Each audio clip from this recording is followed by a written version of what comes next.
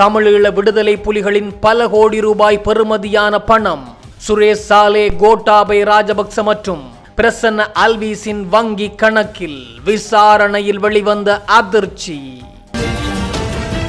யாழில் 11 வயது சிறுமிக்கு நடந்த அநீதி. தவறான முறைக்குட்படுத்திய நபர் அதிரடி கைது. யாழ்ப்பாணம் தையிட்டி விகாரைக்கு எதிராக யாழ் சிவில் சமூக அமைப்புகள் ஒன்றிணைந்து எடுத்த தீர்மானம். ஹோர்மோஸ் நீரிணைக்குள் நுழைந்தால் அமெரிக்காவின் கப்பல்களை அடித்து மூழ்கடிப்போம், எச்சரித்த ஈரான். இலங்கையில் ஏற்பட்ட எரிபொருள் நெருக்கடிக்கு மத்தியில் 36,700 மெட்ரிக் டன் எரிபொருளுடன் இலங்கை வந்த பாரிய கப்பல். வீழ்ச்சியடைந்து செல்கின்றது இலங்கையின் பொருளாதாரம். நாடு வங்குரோத்து அடைவதற்கு முன்னர் மீண்டும் ஜனாதிபதியாக ரணிலை கொண்டு வர வேண்டும். வஜிர அபயவர்தன தெரிவிப்பு. தமிழீழ விடுதலை புலிகளின் ரகசிய கணக்குகளில் இருந்த கோடிக்கணக்கான பணத்தை சுரேஷ் சாலே, கோட்டாபாய ராஜபக்ஷ மற்றும் கொழும்பு பயங்கரவாத தடுப்பு பிரிவின் அத்தியட்சகர் சிரேஷ்ட போலீஸ் அதிகாரி பிரசன்ன அல்வீஸ், சட்டமா அதிபர் திணைக்களத்தின் சிரேஷ்ட நீதிபதிகள் சிலர் இணைந்து தங்களின் தனிப்பட்ட வங்கிக் கணக்குகளில் வைப்பு செய்துள்ளமை தெரியவந்துள்ளதாக சர்வதேச இணையதளம் ஒன்றுக்கு தங்களுக்கு கிடைத்திருக்கும் ஆவணங்களை மேற்கோள் காட்டி செய்தி ஒன்றை வெளியிட்டுள்ளது. 2009 ஜூலை 21ஆம் தேதி சுப்பிரமணியம் சிவகுமார் என்ற தமிழீழ விடுதலை புலிகளுடன் தொடர்புடையவர் என கொழும்பு பயங்கரவாத தடுப்பு பிரிவால் கைது செய்யப்படுகின்றார். அச்சந்தர்ப்பத்தில் நிமால் சந்திர வாக்கிஸ்ட் தான் கொழும்பு பயங்கரவாத தடுப்பு பிரிவின் பிரதானியாக இருந்துள்ளார். அப்போது அதன் சிரேஷ்ட போலீஸ் பரிசோதகராக பிரசன்ன அல்வீஸ் இருந்துள்ளார். பின்னர் அவர் அத்தியட்சராக பதவி உயர்த்தப்பட்டார். கைது செய்யப்பட்ட சுப்பிரமணியம் சிவகுமாரிடம் மேற்கொண்ட விசாரணைகளின் பின்னர் மேலும் 8 விடுதலை புலிகள் உறுப்பினர்கள் தொடர்பில் தகவல்கள் கிடைக்கப்பெற்றுள்ளன.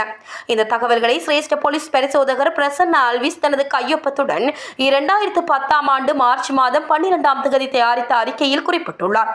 அந்த அறிக்கையில் தமிழீழ விடுதலை புலிகள் அமைப்பின் சர்வதேச ரீதியில் செயற்பட்ட முக்கிய புள்ளிகளான நடராஜா, ரத்ன சபாபதி அல்லது நரேந்திரன், சிவராசா லிங்கேஸ்வரம் அல்லது திலீபன் அல்லது லிங்கேஸ்வரன், சிவராசா பிரபாதரன் அல்லது அச்சுதன் அல்லது சுரேஷ், கணேஷ் ரூபன் அல்லது ரூபன், சிவசுப்பிரமணியம் தயாபரன் அல்லது தவராசா அல்லது கபீர், சானா சந்திரன் அல்லது சானா அல்லது ராஜேந்திரன், பொன்னையா ஆனந்தராஜா அல்லது ராஜா அல்லது ஐயண்ணா, சேகரப்பிள்ளை விநாயகமூர்த்தி அல்லது அறிவழகன் ஆகியோர் ஆவர்.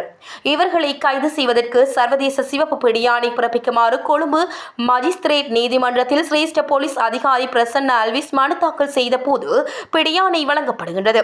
அதில் முக்கிய நபராக நடராஜா, ரத்ன சபாபதி அல்லது நரேந்திரன் குறிப்பிடப்படுகின்றார். அவருக்கு எதிராக ஹாங்காங்கில் அமைக்கப்பட்டிருக்கும் போதைப் பொருள் ஒழிப்பு மற்றும் நிதி மோசடி பிரிவுகள் இணைந்து நடத்திய விசாரணைகளில் ஹாங்காங் ஸ்டாண்டர்ட் வங்கியில் 2 வங்கிக் கணக்குகளில் பணம் வைக்கப்பட்டிருந்தது கண்டுபிடிக்கப்பட்டது. ஒன்றில் 1759 யூரோவும் மற்றையதில் 4,772 அமெரிக்க டாலரும், மேலும் அபுதாபி வங்கி ஒன்றில் 13,97,500 அமெரிக்க டாலர் இருந்துள்ளது. இது தொடர்பில் விசாரணை நடத்துவதற்காக சுரேஷ் சாலே உள்ளிட்ட குழுவினர் கோட்டாபாய ராஜபக்சவின் அறிவுறுத்தலின் பேரில் 2 முறை அபுதாபி சென்று வந்துள்ளனர். அபுதாபியில் நடராஜா, ரத்ன சபாபதியை சந்தித்து அவரிடம் பல பக்கங்களுக்கு வாக்குமூலம் பெற்றுக் கொண்டுள்ளனர். பின்னர் அந்த பணம் அவருடையது அல்ல என நீதிமன்றத்துக்கு பல காரணங்களை தெரிவித்து அவர்கள் 8 பேருக்கு இருந்த சர்வதேச சிவப்பு பிடியாணையை ரத்து செய்துள்ளனர். ஹாங்காங் வங்கியில் இருந்த பணம் கொள்ளுப்பட்டியில் உள்ள யூனியன் வங்கியில் கணக்குக்கு மாற்றப்பட்டிருந்தது. 2015ஆம் ஆண்டு இது தொடர்பில் நடத்திய விசாரணைகளில் குறித்த பணம் அரசுடைமையாக்கப்பட்டது. ஆனால் அபுதாபி வங்கியில் நடராஜா, ரத்ன சபாபதி வைத்திருந்த 13,97,500 அமெரிக்க டாலருக்கு என்ன நடந்தது? ஏன் இதுவரை எவ்வித தகவல்களும், அதாவது 2,795 லட்சம் ரூபாவுக்கு என்ன நடந்தது?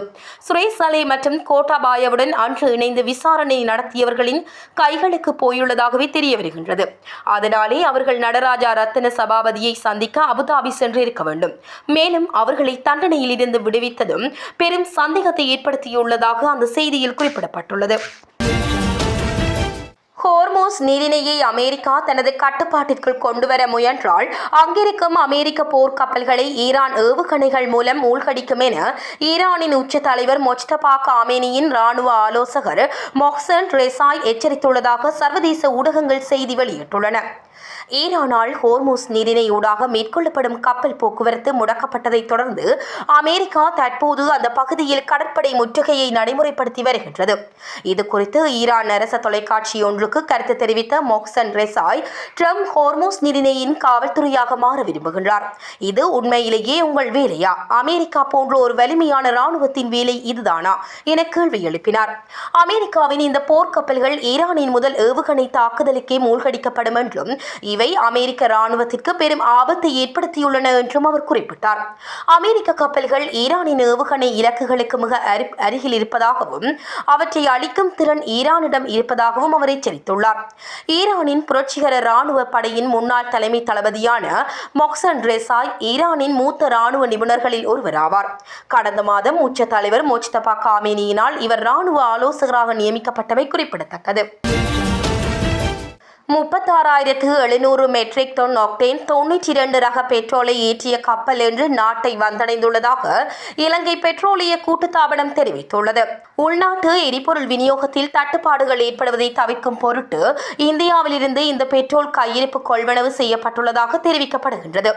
அண்மை காலமாக எரிபொருள் விநியோகத்தை சீராக பேணுவதற்கு முன்னெடுக்கப்பட்டு வரும் தொடர் நடவடிக்கைகளின் ஒரு அங்கமாக இந்த எரிபொருள் கொள்வனவு நோக்கப்படுகின்றது. அதன்படி நாட்டை வந்தடைந்துள்ள கப்பலில் இருந்து எரிபொருளை தரையிறக்கும் பணிகள் உடனடியாக ஆரம்பிக்கப்பட்டுள்ளதாக கூட்டுத்தாபனம் அறிவித்துள்ளது. தரையிறக்கும் பணிகள் நிறைவடைந்ததும் நாடளாவிய ரீதியில் உள்ள எரிபொருள் நிரப்பு நிலையங்களுக்கு பெட்ரோலை விநியோகிக்கும் பணிகள் முன்னெடுக்கப்படும் என தெரிவிக்கப்பட்டுள்ளது. இந்த புதிய கையிருப்பு கிடைக்கப்பெற்றதன் மூலம் சந்தையில் ஆக்டேன் 92 ரக பெட்ரோலுக்கான தட்டுப்பாடு நீங்கி விநியோகம் மேலும் சீரடையும் என எதிர்பார்க்கப்படுவதாக தெரிவித்துள்ளமை குறிப்பிடத்தக்கது. வீழ்ச்சியடைந்து செல்லும் நாட்டின் பொருளாதாரத்தை அரசியல் அனுபவமுள்ள ரணில் விக்ரமசிங்கவினால் மாத்திரமே கட்டியெழுப்ப முடியும். அதனால் அவரின் பிரயோசனத்தை நாட்டு மக்கள் பெற்றுக்கொள்ள வேண்டும். அவ்வாறு பெற்றுக்கொள்ளாவிட்டால் இந்த நாடு மீண்டும் காலனித்துவ நிலைக்கு செல்லும் என ஐக்கிய தேசிய கட்சியின் தவிசாளர் வஜிர அபேவர்த்தன தெரிவித்தார். காலியில் புதன்கிழமை நடத்திய செய்தியாளர் சந்திப்பில் கலந்து கொண்டு கருத்து தெரிவிக்கையிலேயே இவ்வாறு குறிப்பிட்டார். கடந்த அரசாங்க காலங்களில் இடம்பெற்றது போலவே தற்போதும் நிலக்கரி மோசடி இடம்பெற்றுள்ளதாக அரசாங்கம் தெரிவித்துள்ளதன் மூலம் அரசாங்கம் தவறை ஏற்றுக்கொண்டுள்ளது. கடந்த கால அரசாங்கங்கள் செய்த தவறை செய்யாமல் இருப்பதற்கே மக்கள் இந்த அரசாங்கத்தை தெரிவு செய்திருக்கின்றார்கள். அதனால் அரசாங்கத்தின் தவறுகளை கடந்த காலங்களிலும் இவ்வாறான தவறுகள் இடம்பெற்றுள்ளதாக தெரிவித்து தப்பித்துக் கொள்ள முடியாது. அத்துடன் நாட்டை கட்டியெழுப்ப பல சட்டங்களை எமது காலத்தில் நாங்கள் ஏற்படுத்தியிருந்தோம். குறிப்பாக பொருளாதார கொள்கை சட்டம் தற்போது முற்றாக மீறப்பட்டு வருகின்றது. இது பாரிய பிரச்சனையாகும். அதனால் நாட்டை மீண்டும் கட்டியெழுப்ப பாரிய மாற்றம் தேவையாகும். 77 மாற்றத்தின் மூலம் நாட்டின் பொருளாதாரத்தில் பாரிய மாற்றம் ஏற்பட்டது. அதன் காரணமாக மக்களின் வாழ்க்கையில் மாற்றம் ஏற்பட்டது. அன்று ஏற்பட்ட மாற்றத்தை போன்ற பல மடங்கு மாற்றம் தற்போது பொருளாதாரத்துக்கு தேவையாக இருக்கின்றது. அந்த மாற்றத்தை மக்களை பிழையாக வழிநடத்தும் அரசியல் கட்சிகளால் மேற்கொள்ள முடியாது. அதனால் அந்த மாற்றத்தை நாட்டில் ஏற்படுத்துவதாக இருந்தால் அதனை 50 வருட கால அரசியல் அனுபவம் உள்ள ரணில் விக்ரமசிங்கவினால் மாத்திரமே முடியும். அவருக்கு பொருளாதார முகாமைத்துவம் தொடர்பில் சிறந்த அனுபவம் இருப்பதுடன் சர்வதேசம் தொடர்பில் சிறந்த புரிதல் அவருக்கு இருக்கின்றது. அதனால் அவரின் பிரயோசனத்தை நாட்டு மக்கள் பெற்றுக்கொள்ள வேண்டும். அவ்வாறு பெற்றுக்கொள்ளாவிட்டால் இந்த நாடு மீண்டும் காலனித்துவ நிலைக்கு செல்லும். ரணில் விக்ரமசிங்க 2022 நாட்டை பொறுப்பேற்றும் போது டாலர் ஒன்று சட்ட ரீதியில் 380 ரூபாவுக்கு இருந்தது. வெளியில் 400 ரூபாவுக்கு விற்பனையாகி வந்தது. என்றாலும் நாட்டின் பிரதமர் பதவி மற்றும் ஜனாதிபதி பதவியை பொறுப்பேற்றுக் கொண்டு ரணில் விக்ரமசிங்க இந்த நாட்டின் பொருளாதாரத்தில் பாரிய மாற்றத்தை ஏற்படுத்தி நாட்டை முன்னுக்கு கொண்டு செல்லவே திட்டமிட்டு வந்தார். அவ்வாறான திட்டமிடலுடனே தற்போதைய ஜனாதிபதிக்கு நாட்டின் பொறுப்பை வழங்கும் போது டாலரின் பெறுமதி 295 ரூபாவுக்கே இருந்தது. ரணில் விக்ரமசிங்க தயாரித்த பொருளாதார கொள்கை சட்டத்தின் பிரகாரம் தற்போது டாலரின் பெறுமதி 250 ரூபாய் அளவில் இருக்க வேண்டும். அவ்வாறு இருந்தால்தான் உலகில் எங்கு யுத்தம் இடம்பெற்றாலும் பொதுமக்கள் பாதிப்படையாத வகையில் நடவடிக்கை எடுக்க முடியுமாகி இருந்திருக்கும். ஆனால் இன்று டாலர் ஒன்றின் பெறுமதி 318 ரூபாய் வரை செல்கின்றது. டாலரின் பெறுமதி 1 ரூபாவால் அதிகரிப்பதன் மூலம் திரைசேரியில் இருக்கும் நாட்டின் கடன் தொகைக்கு 37 பில்லியன் அதிகரிக்கப்படுகின்றது. அதன் பிரகாரம் இதுவரை நாட்டின் கடன் தொகைக்கு 1.4 டிரில்லியன் ரூபாய் அதிகரித்திருக்கின்றது. இது 2 டிரில்லியன் வரை செல்லும் போது அரசாங்கம் ஒன்று இருக்கப் போவதில்லை. அதனால் ஏற்பட போகும் பாரிய அளவில் இருந்து நாட்டை பாதுகாத்துக் கொள்வதற்காக இலங்கை மக்கள் சிந்தித்து செயற்பட வேண்டும் என்ற செய்தியையே இந்த புத்தாண்டில் தெரிவித்துக் கொள்கின்றோம். அவ்வாறு செயற்படாவிட்டால் எமது எதிர்கால சந்ததியினருக்கு இந்த நாடு காலனித்துவ நாடாகவே உரித்தாகும் என்பதை நினைவில் வைத்துக் கொள்ள வேண்டும் என்றார். ஒழுங்கமைக்கப்பட்ட குற்றச் செயல்களில் தொடர்புடையதாக கூறப்படும் கரந்தெனிய சொத்தா என அழைக்கப்படும் நபரின் சகோதரர் ராஜு இந்தியாவில் கைது செய்யப்பட்டுள்ளதாக போலீசார் தெரிவித்துள்ளனர். போலீஸ் தகவலின்படி குற்றச் செயலுடன் தொடர்புடைய விசாரணைகளின் ஒரு பகுதியாக இந்தியாவில் தங்கியிருந்த ராஜு மீது கண்காணிப்பு மேற்கொள்ளப்பட்டு வந்த நிலையில் அவரை அந்நாட்டு பாதுகாப்பு அதிகாரிகள் கைது செய்துள்ளனர். ராஜு மீது பல்வேறு ஒழுங்கமைக்கப்பட்ட குற்றச் செயல்கள் தொடர்பான சந்தேகங்கள் நிலவுவதாகவும் அவர் நீண்ட காலமாக தேடப்பட்டு வந்ததாகவும் கூறப்படுகின்றது. இரத்தினபுரி எகலியகொடை நகரில் சாரதியின் கட்டுப்பாட்டை இழந்த கார் ஒன்று ஏனைய வாகனங்களுடன் மோதியதில் பாரிய விபத்து ஏற்பட்டுள்ளது. நேற்றிரவு 7 மணி அளவில் இடம்பெற்ற இந்த விபத்தின் போது ஒரு மோட்டார் சைக்கிள், 3 முச்சக்கர வண்டிகள் மற்றும் 2 கார்கள் என வரிசையாக ஒன்றுடன் ஒன்று மோதியுள்ளன. இந்த விபத்தில் காயமடைந்த சுமார் 10 பேர் சிகிச்சைக்காக எகலியகொடை வைத்தியசாலையில் அனுமதிக்கப்பட்டுள்ளனர். யாழ்ப்பாணத்தில் சிறுமி ஒருவர் தவறான நடத்தைக்கு உட்படுத்தப்பட்ட சம்பவம் தொடர்பில் சந்தேக நபர் ஒருவர் கைது செய்யப்பட்டுள்ளார்.